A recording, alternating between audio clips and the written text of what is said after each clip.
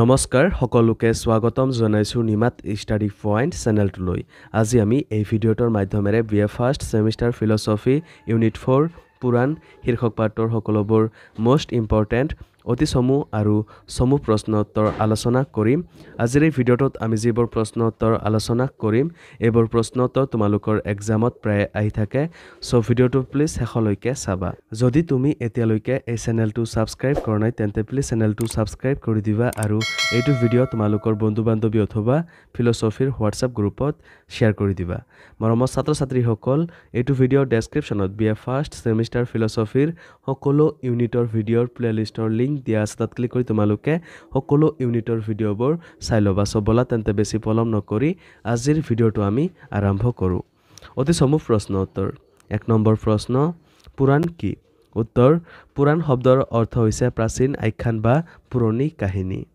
পুৰাণম আখ্যানম বা যস্মাৎ পুৰাহি অনতি ইদং পুৰাণম।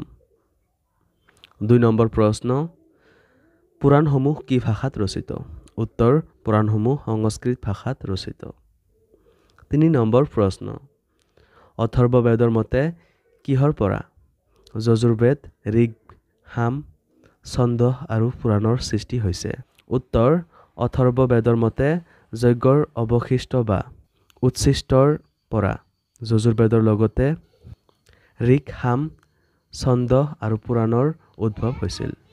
৪ নম্বৰ প্ৰশ্ন, কুৰ্ম পুৰাণত কিমানজন ব্যাস জন্মগ্ৰহণ কৰিছে বুলি কোৱা হৈছে? উত্তৰ, কুৰ্ম পুৰাণত কোৱা হৈছে এতিয়ালৈকে ২৮ জন ব্যাসে জন্মগ্ৰহণ কৰিছে আৰু শেষৰজনৰ নাম কৃষ্ণ দ্বৈপায়ন। মৰমৰ ছাত্ৰ ছাত্ৰীসকল, ভিডিঅ'টো আগবঢ়োৱাৰ আগতে এটা সুখবৰ। তোমালোকৰ বাবে আমি অতি কম মূল্যত মাত্ৰ ৪৯ টকাত BA first semester philosophy complete question answer guide প্ৰস্তুত কৰিছোঁ, য'ত প্ৰতিটো ইউনিটৰ A to Z প্ৰশ্ন উত্তৰসমূহ বিশদভাৱে আলোচনা কৰা হৈছে, যিবোৰ প্ৰশ্ন উত্তৰ পঢ়িলে তোমালোকৰ পৰীক্ষাত 100% কমন পৰাটো নিশ্চিত। যোৱা বছৰ প্ৰায় ৫,০০০ৰো অধিক ছাত্ৰ ছাত্ৰীয়ে এই ই-বুকটো কিনিছিল আৰু তেওঁলোকে পৰীক্ষাত ভাল ফলাফল দেখুৱাবলৈ সক্ষম হৈছিল।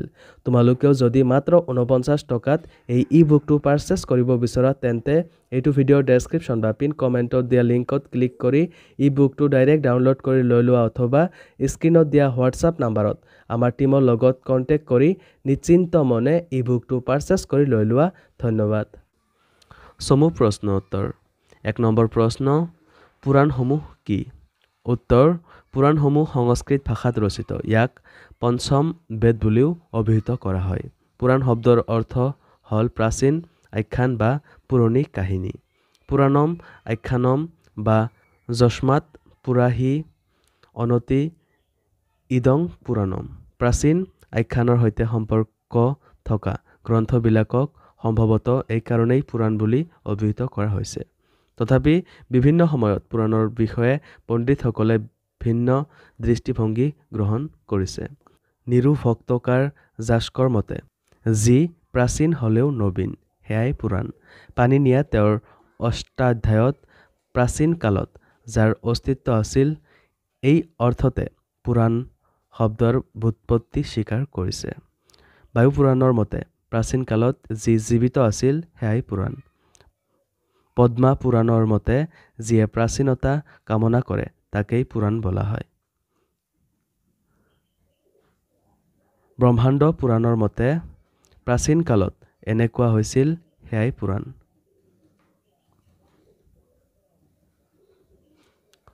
দুই নম্বৰ প্ৰশ্ন, পুৰাণৰ উদ্দেশ্য কি?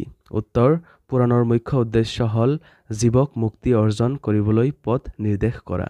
জীৱই কেনেকৈ সাংসাৰিক দুখৰ অৱসান ঘটাই মুক্তি বা মোক্ষ লাভ কৰিব পাৰে সেই কথা সৰ্বসাধাৰণৰ বাবে আখ্যানৰ জৰিয়তে বুজাবলৈ পুৰাণ ৰচিত হৈছে।